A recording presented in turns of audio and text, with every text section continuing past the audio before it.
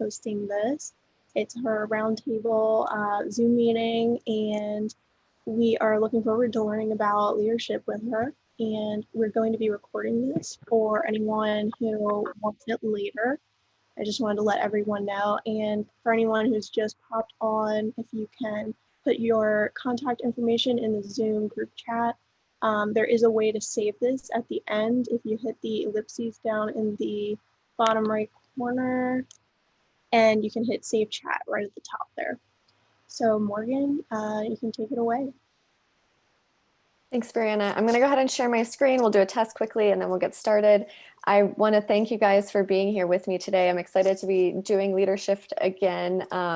We took a break at the end of the year, which was kind of nice with all of the craziness. So it feels good to be back, and I have a program laid out for this year. Everything we're going to be talking about diving into compounds. So it would be really great to see you next month and the month after that as we go through 2021.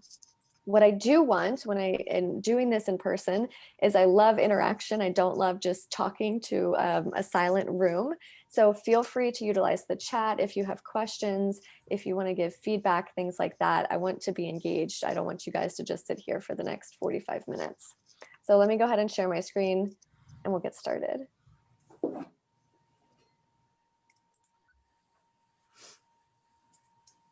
Okay, so thumbs up if you see my presentation here. All right, let me see if I can make this bigger and then we'll get started. My computer's feeling Friday. It's really slow. Here we go. All right, so do you see the presentation? Just the PowerPoint? Very good. All right, and I want to open up the chat so that I have that here too. So if you're just coming in, just a quick reminder, you can use the chat box here, engage, you can drop your contact information so that people know how to get in touch with you. You still see the presentation as normal here? Yes? No, my computer did something weird. Okay, very good, sorry. And we'll get started. So what I want to talk about this year are just leadership. Oh, I don't know. I don't like the subtitles. Do you see that? That's weird. All right, let me see if I can stop that. I'm sorry. My computer is just doing something it's never done. Here we go. All right. So I want to dive into just leadership aspects. So laws of invaluable leadership, indispensable leadership. And I think that all of this is very common, but unless you slow down and think about it, unless you think about different ways of application, we're just so busy going through life and leading that we don't often think about these little incremental changes that we can make in the way we work with people. So again, I wanted to thank you for coming to the Leadershift Roundtable, Developing the Leader Within. My name is Morgan McCartney. You'll see this shift. It was plumber. I'm going back to McCartney, so I may as well just rip the Band-Aid off and start that here. But my business is Designing Leadership. I'm a certified business and leadership coach. I work with individuals and organizations, and I really love empowering people to be their best leader. And that looks different for everybody, whether that's leading a team of 2 or 100. But how can you show up and be your best self and increase your influence of those around you? How can you prepare for today? Be committed to your own personal growth. So what are the reasons that you're showing up? You decided to take an hour of your time on this Friday to spend with me. What for what? And it's important that you have an idea of that, because then you know where you're growing through. Be ready to add value. I would appreciate feedback or questions. I'm willing to bet that we're all experiencing something very similar. And if you ask those questions or if you share the feedback, then we can all learn from one another. Be on time, be free of distractions. So I'm just going to ask that you put your email down and your phone down for just a little bit of time and be encouraging. Today, we're going to talk about the law of the lid, the law of influence.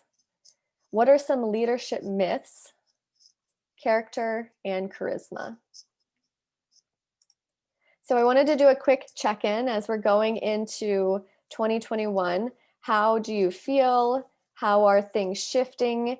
Are we still feeling the 2020 vibe, or do you feel like we're coming out of it? What does this look like for you now? Because we're going into this at a year, right? We've been living like this for almost a year. So are you adapting? Are you finding new ways? Do you feel good about where things are at, whether that's personally or professionally? So just take what you need today. I don't expect you to take the entire PowerPoint and run with it, but take those little bits and pieces that you can use. So let's talk about leadership.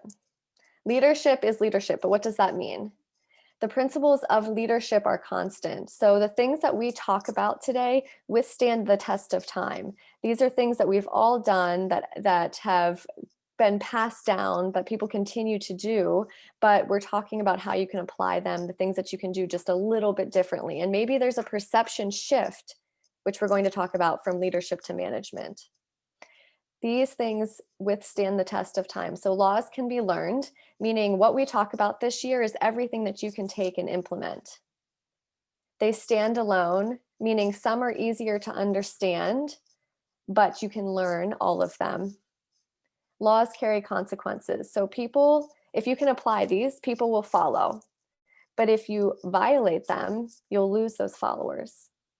And laws are the foundation. So it's important that you take this, you learn it, you practice it, and you apply it. And then you learn and you practice and apply over and over and over in any facet. But you can't just expect to take an entire PowerPoint of something and go be really great at it. We have to actually apply. We have to starve between idea and execution, right? I want to do this thing, and this is what it's going to look like. But then we get stuck somewhere here in the middle. So it's important that you take what you learned today and actually apply it to learn. So I have a question for you. Let's use the chat box. True or false? Everything rises and falls upon leadership. And I'll give you just a second. Let's see what the feedback is here. Jocelyn says true. Who else?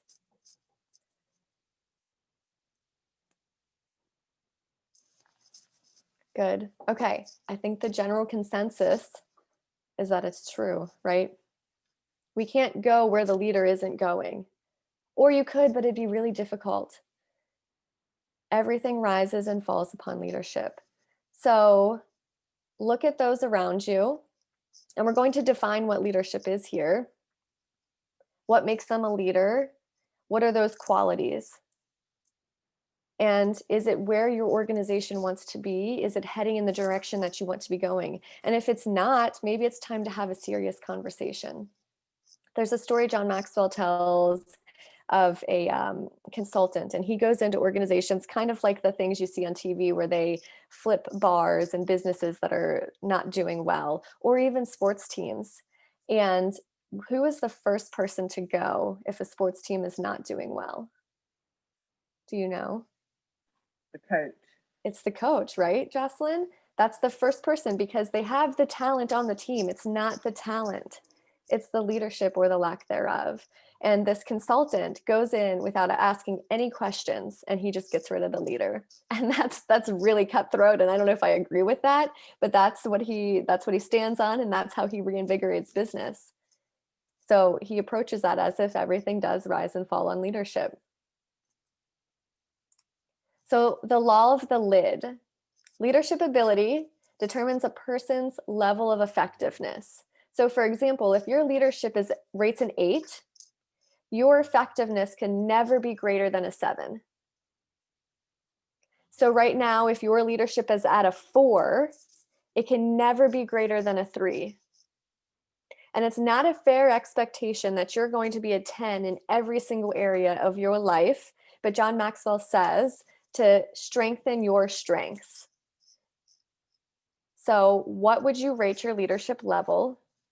And it's important to do that self-reflection so that you know where you're at, so that you know where you can grow. And your ability determines your potential to lead and influence. Without leadership ability, your impact is only a fraction of what it could be with good leadership skills. So not only taking into consideration your leadership ability and where you want to go, look at those around you, look at your team. What is their leadership ability? What is their lid? And where are they at? Because you can never grow past where you're currently at. So you should be here because you're growing and you're investing in your own personal growth. But how are you empowering those leaders in your organization to increase their leadership lid? And what does that look like? Leadership is not just the intrinsic part, that just yourself, right? Leadership is empowering those around you and helping them rise together. So how are you increasing that lid? Whatever you want to accomplish is restricted by your ability to lead. So again, very same thing here. Where you are at now is the cap of where you can go. How can you increase that? Leadership has a multiplying effect, which is why I talk about empowering your team and empowering those around you, regardless of position or title. And you have to raise the lid one way or another. So what does that look like? What are some things that you can do to raise the leadership lid? Is that investing in your personal growth? Is that reading? Is that trying things and failing and learning what doesn't work? If you've done some of this work, go ahead and drop that in the chat box so that people can learn from that as well. What are some things that have worked for you in learning how to work with people? The application of the law of the lid. So what are some of your major goals? And I want you to be taking notes here, because if you can't take this and apply it, it's not going to work for you. But list out some of your major goals. Focus on the significant objectives that require a year or longer. And I say a year or longer because this isn't just a quick fix. This doesn't happen overnight. But what are some of the objectives that you want to accomplish in the next 12 to 18 months? And then once you know that, maybe list the top 5. Which ones will require the participation of other people? Which ones will you be working alongside people, or which ones do you need people to help you get to where you want to go? It's working through and towards these goals that are going to help you increase your leadership lid. The second thing I want you to do is assess your leadership ability. Ask yourself the hard questions. So what does that look like? What are your strengths? What are your areas of opportunities? And be really honest about them. Again, it's not a fair expectation that you do everything really well, which is why we should surround ourselves with people that complement our areas of opportunity. And once you assess your own ability, I want you to ask others to rate your leadership. Honestly. So that could be in people skills, planning and strategic thinking, in vision, in results. Have somebody give you honest feedback about your leadership ability. I would challenge you to maybe go to somebody who you don't have a good working relationship with anymore, because that's where you'll get the real honest feedback, not just your best friends. Do we understand the law of the lid? Yes or no? Very good. So the second is the law of influence. Would you agree that you influence tens of thousands of people in your lifetime? Yes or no?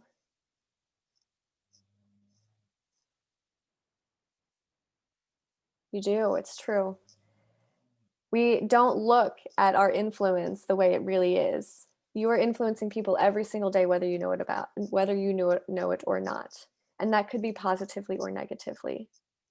But you have an opportunity to influence people every single day by your actions, by your words, by what you're doing. And is that how you're approaching it? So the true meaning of leadership is just influence. True leadership cannot be awarded, appointed, or assigned. It must be earned. And what I mean by that is you could be put in a position of leadership, right? In a title of leadership. But just because you're sitting there doesn't mean somebody's going to respect you. Doesn't mean that you're going to build that rapport with them. It must be earned. And that comes through credibility, that comes through character, charisma, all of the things we're going to talk about this year. But just like any personal relationship in our life, if you haven't built that trust, if you haven't followed actions by your words, you're not going to have that level of influence. And the proof of leadership is found in the followers. And I don't like the idea of just building this following, right? Because that's not what it's about, not just having people coming behind us. You want people walking beside you. But how do you influence people to believe in your vision, to believe in your mission, to walk in the direction that you are going. The proof is in your followers. Do you know somebody in your life that effortlessly attracts followers? And what does that look like? What are some of the things that they do? What does their action hold? How do they speak to people? Do they follow through? Who are some leaders that don't appear as leaders? Does anybody have any that they would like to put in the box? I have one that I can share. So maybe somebody that's timid and quiet, but still has a way of impacting exponentially. Any suggestions? Mother Teresa is probably one of the most well-known, right?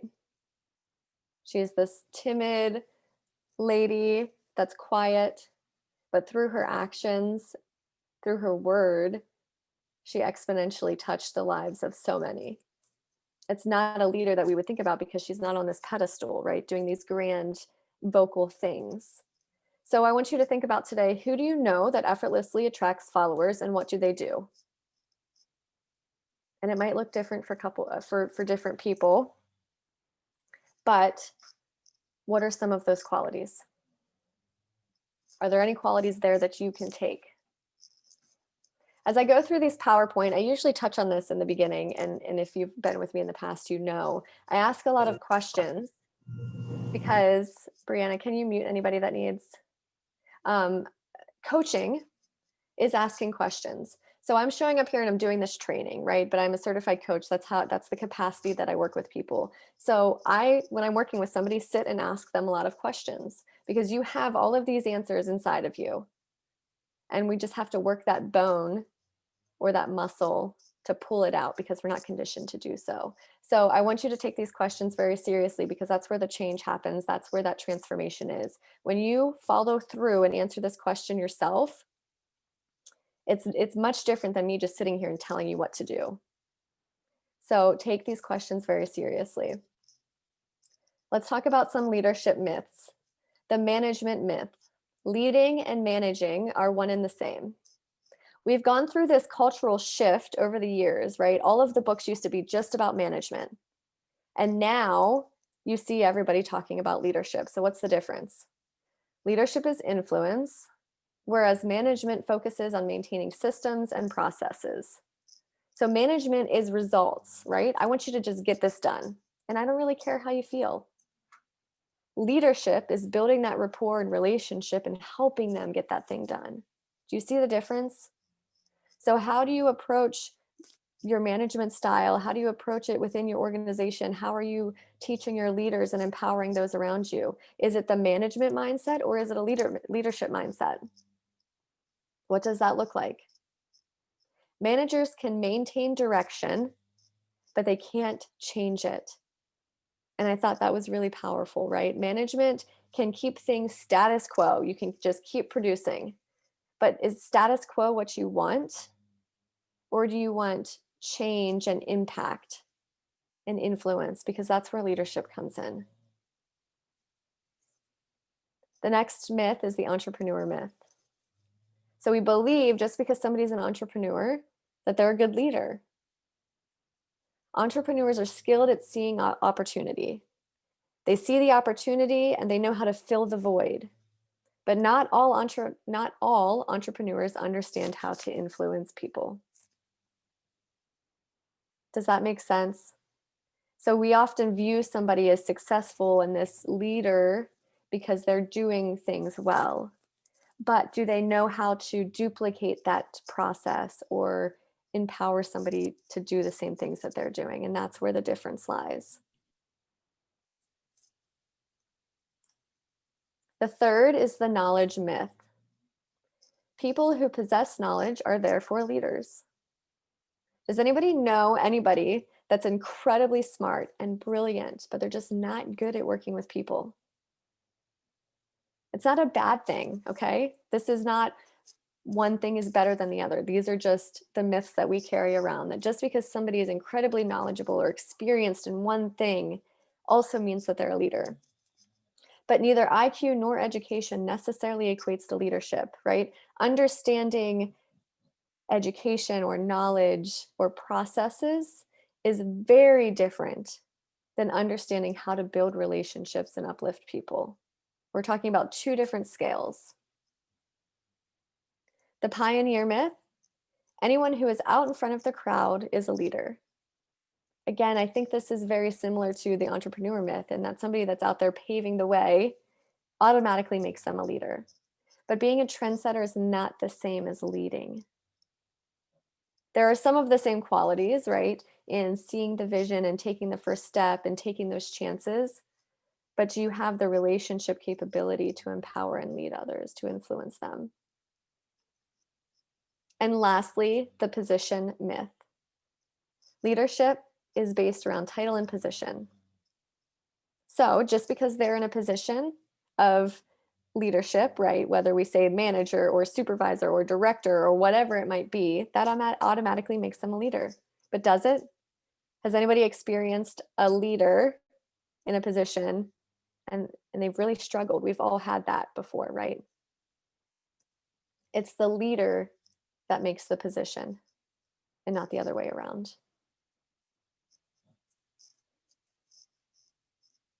So what is leadership? And this is a good thing to take down and note, and you can assess these areas. Leadership is character. So who are you to your core? What are the things that you value? Relationships. Leaders know how to build relationships. Knowledge, what they know.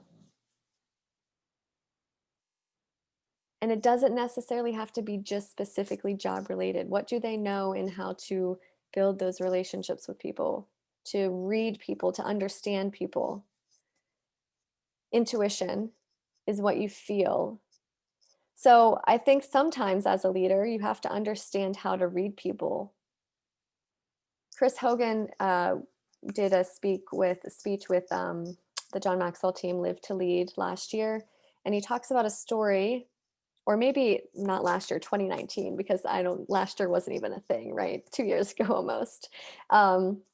He talks about how he stops by his employees' desks just to check in and say hi. And so he was talking to this woman and he said, "Hey, how are you?" And she's like, "Oh, I'm fine."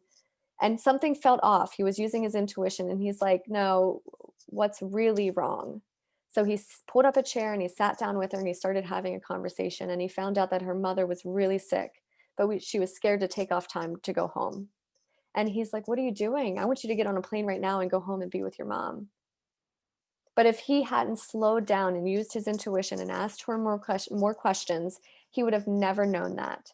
By doing so, he built a relationship with that woman that will probably keep her there forever.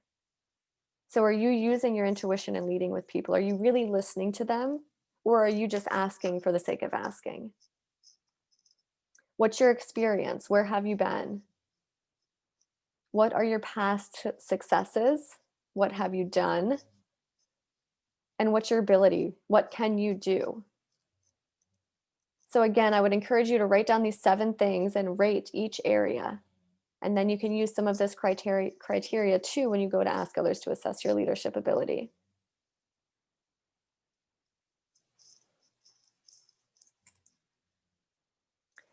So the law of influence application. Which myth have you brought into the present? That should probably say into the present, I'm sorry for the typo.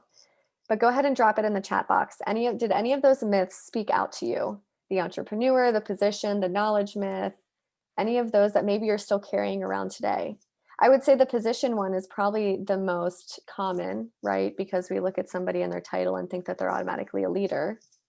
But is there a myth that you've been carrying around thinking that is true? And what do you usually rely upon most to persuade other people to follow you? Of those 7 that we talked about. We don't find change unless we have an awareness of where we're at now. And sometimes that's hard for us to face or look at, because that means, number one, we're slowing down and actually thinking about self-introspection and where we want to go and our weaknesses.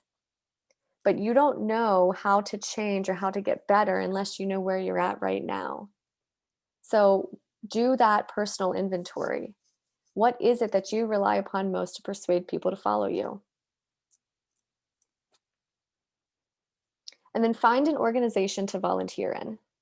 And I say this because when you are in a position of leadership and it's a paid position, people don't really have a choice, right? They're an employee there, they're part of the team. They may not like it, but they have to look up to you as their leader.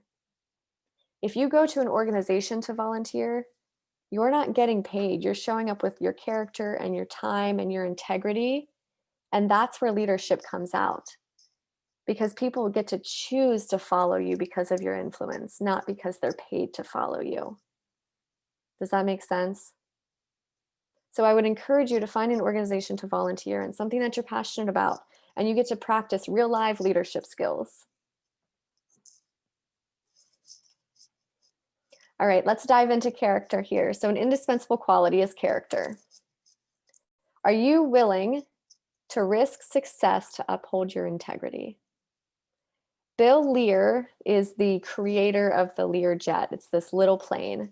And when he had created or built these jets years and years ago, there was a mechanical error. And I think there were 2 crashes, and he took all of them down and he grounded them. And he was going through and trying to figure out what was wrong with these jets, what was creating this issue. And it was a mechanical thing that he could only find out by flying the plane. So he had to fly the plane and risk crashing to figure out what the issue is, right? And he did 2 things. So the first sacrifice, we'll say, was he grounded every single plane. And the second thing was he flew that plane himself to find out what the issue was. And it almost crashed. He was willing to risk his life to figure out what the issue was than to put somebody else in it. But by doing so, he found out, he was able to rectify and fix it. And it took years to get back up on his feet after taking that financial loss and hit. But that's integrity, right? He was willing to do the really hard thing because that was part of his character. Adversity is a crossroads that makes this person choose character or compromise. So we've all felt that over the past year, right? Adversity, that was 2020. Where did your character stand true? Was that checking in on your people? Was that sending them? I've had conversations with people who, thanks, Jocelyn. I've had conversations with people who were sending meals to their employees just to check in. But what were some of the things that you've done, that you've taken out of your day to show your team that you care? How have you empowered them, even when things have felt really hard for you? And I can't answer these things for you, but what is it that you've done? And character is more than talk. Never separate a leader's character from their actions. So those that have been around you, do they follow through? Do they mean what they say? Are you doing the things that you're saying you're doing? Are you showing up? Are you producing the action? Talent is a gift, but character is a choice. And your choices create your character. I'm going to say that again. Talent is a gift. You're all talented in something very special, but character is a choice. Your choices create your character. We can choose to do the hard thing, or we can choose to not do the hard thing. Character brings lasting success with people. Followers do not trust leaders whose character they know to be flawed. How hard is it to repair something that's been broken? It's really hard to build that rapport back, right? And leaders cannot rise above the limitations of their character. So this kind of relates back to the law of the lid. Your success and your character, they go hand in hand. So are you willing to stand in that integrity? And some application. So search for the cracks. Where are there areas of opportunity in your character? Where have you maybe compromised or wavered? Look for the patterns. Back to that awareness. Where do you compromise? Where do you start to feel weak or question yourself? Face the music and start rebuilding.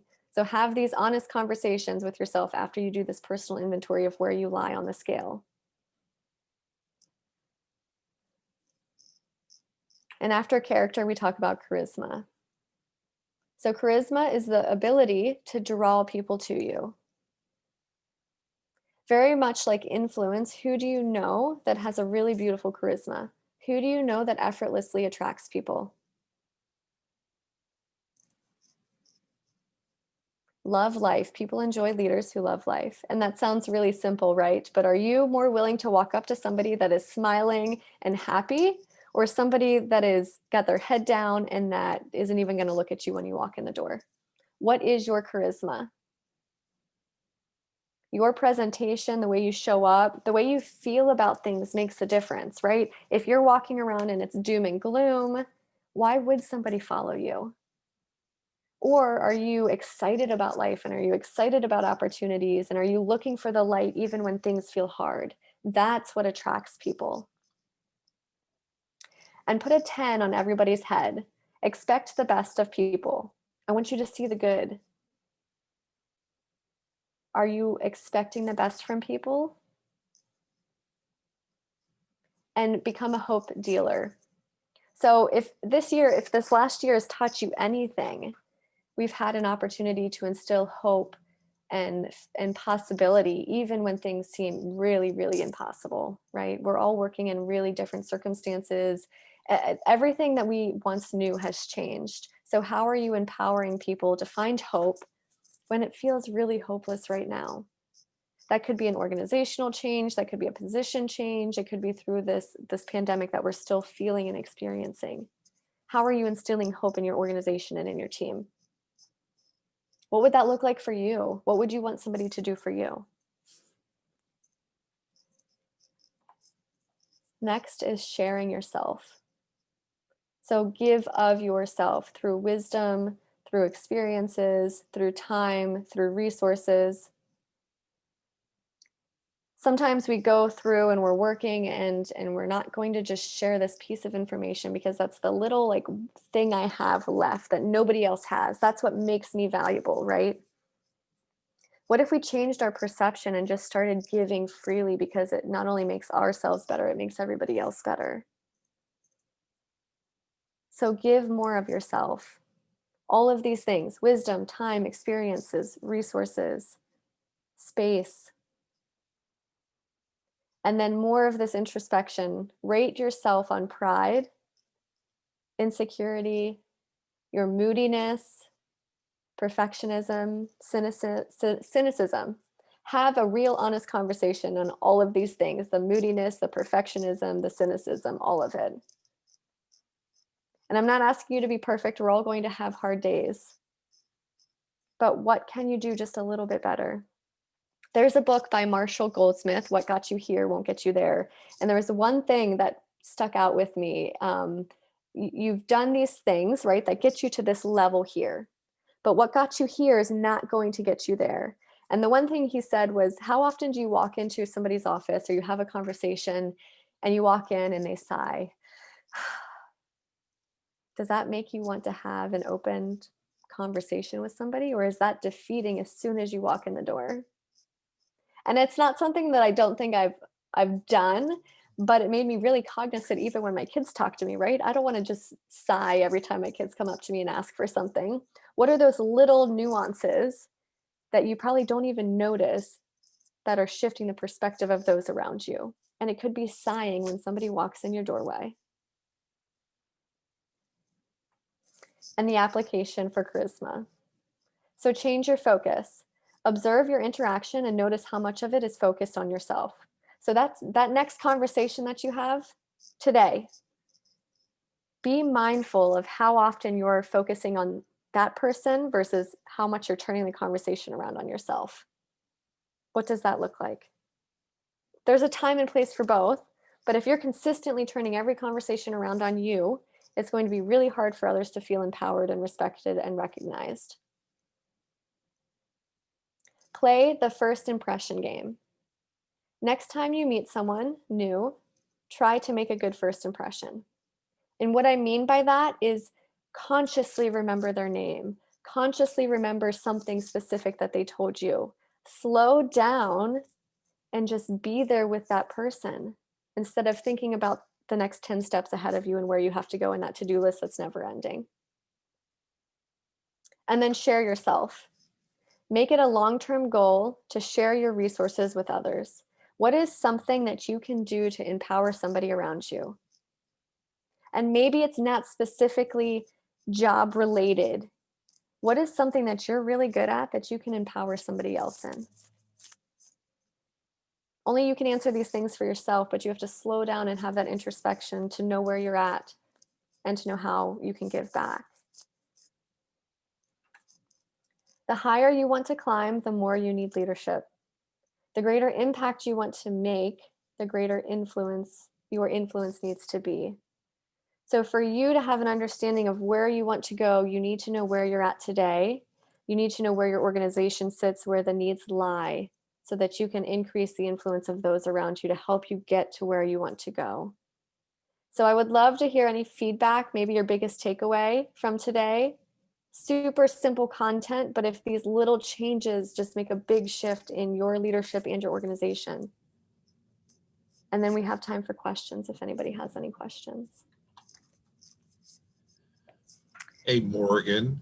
Yes. First of all, thank you for your work with us this morning. I appreciate it. I do also want to acknowledge those of you on this webinar. It shows me you have a commitment to continuous improvement. I think that's a good reminder for all of us. We can always get better. And I tweaked your quote from Marshall. What's Marshall's last name? Goldsmith. Yeah. You know, what got you here will keep you here. So that's very true. Yeah. And so you can't keep doing the same thing, you want different results. So I liked a number of things, but two things in particular. Number one, ask others for help, to rate you, to help you, be honest. And, you know, I tell folks I'm a recovering perfectionist and a recovering type J personality, and J stands for jerk. In my late 20s, I made some breakthroughs that I didn't know everything, and it was okay to admit it. And I started working with the folks I had been working with for years that I had turned off. And I said, you know what, I'm trying to be a better leader and a better coach. And here are my goals, and will you help me? And so your point of asking for help from the people you work with, I think is really important, because when you change your behavior, if you don't tell the folks you're working with, they think something's wrong. Even if you're trying to improve, if you change your mannerisms or change how you interact with them, they think, oh, what's he doing or what's she doing? So I think it's important to tell those around you what you're trying to do and why. And I have found over the years, it's been amazing how much they'll help you because you're trying to get better. And then lastly, I really like this suggestion of joining a volunteer organization, especially as a board member, because it's free leadership opportunities that you're not getting paid, but they're also, you know, they want your input. So those are some good things I thought. And so thanks, Morgan. I would love to hear from other folks what they got away from this morning, which I thought was very well done. Thanks, Paul. I think that when you can share some with your team that you want to get better, or these are your areas of opportunity, that shows vulnerability, right? Oftentimes people look at a leader and think that they don't have those areas of weakness, but that's not true. We just have to be humble enough to say, I'm really not that great at that, and this is where I need your help, and giving him that safe space to be able to voice that. Could you imagine how it would feel, that trust and rapport you'd have if somebody felt safe saying, you could have done that a little differently, right? And being humble enough to recognize it and do it. I was working with a coach years ago, and that was one of the exercises she made me do. And she said, I want you to go to a friend that you had a falling out with that you don't talk to anymore, which was really uncomfortable for me, and ask them what you're good at and what you're bad at. And that was pretty eye-opening. Any other feedback, takeaways? Morgan, this is Mimi Dickinson. Mimi. I thoroughly enjoyed your program this morning, and I feel that the one thing, besides several, I would piggyback on with Paul, of course, volunteering, being a nonprofit, they are the backbone of our organizations. So getting involved, you know, just it's contagious and it builds upon each other. But I liked your slow down. I think so much right now. I know I'm a gerbil and I'm just going like this, and I feel like I'm getting busier and busier, and I'm not really quantifying or qualifying why I'm so busy, because it wasn't like I wasn't busy before all of this pandemic stuff occurred. It's just in such a different format that it's so new that you have to navigate a system. And, you know, I definitely have been asking for more help and saying to my board members, hey guys, I just can't put that on my plate. Is there anyone that could do that? It just won't get done the way I want it to get done. And I put it on me, the ownership, and that's been super helpful. Yeah, thank you for your feedback. You know, I noticed, well, first of all, we wear busy like a badge of honor. It's just, that's our society. And I don't know where that came from, right? Like if you're busy, you're doing it right. But is that really true? And that was my biggest lesson in COVID. My feet were kicked out from under me and I was told to sit home and slow down. And it shocked my system immensely. And I noticed recently, because we're a year into this, that I'm starting to feel that like busy bug again, and I don't like it. Mm-hmm. It's hard to slow down. I would encourage you to be really cognizant and mindful of that, because this year is going to be gone again before we know it. And you can pick and choose. And I think that's what, you know, we all have choices. And so you have to really be mindful and think through those choices now. Right. Because like you said, everything kind of went away, and now you can build it back up to be where you most enjoy it and feel that you can really make an impact. Exactly. That's important. Yeah, you truly have the opportunity to choose. Thanks, Mimi. Anybody else?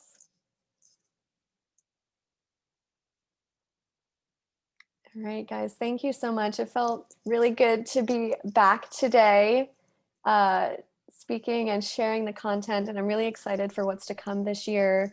I appreciate your time more than you know, and taking your Friday to spend with me. And I feel like I haven't seen my friends in so long, so it feels so good to see you guys. Thank you, Paul. Thank you, Brianna. Thank you, everyone. Please let me know if you'd like to receive the recording or the link to the recording. We'll probably be putting it on YouTube. And